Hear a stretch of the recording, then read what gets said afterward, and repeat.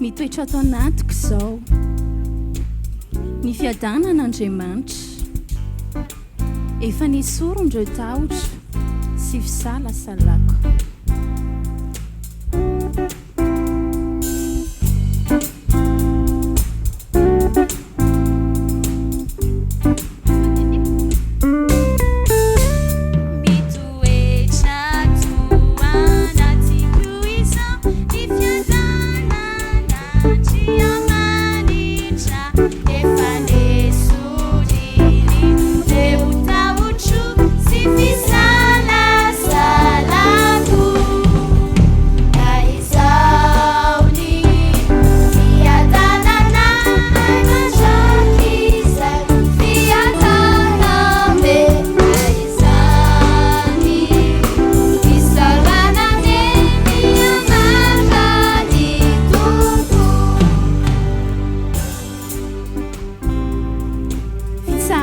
Mahafapotoko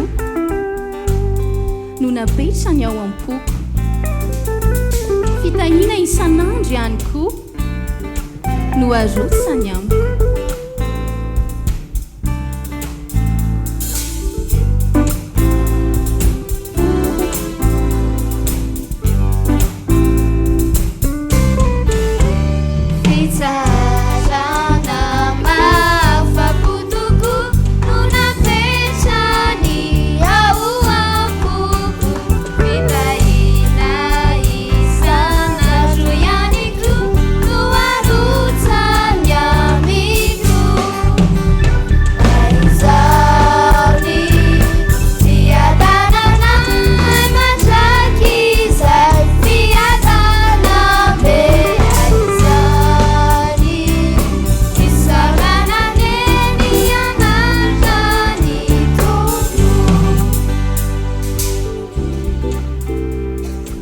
Nomeny ihany fifaliana tsy mety lany fa maharitra, ka ho fiderana ny anarany dia manompo azy ao.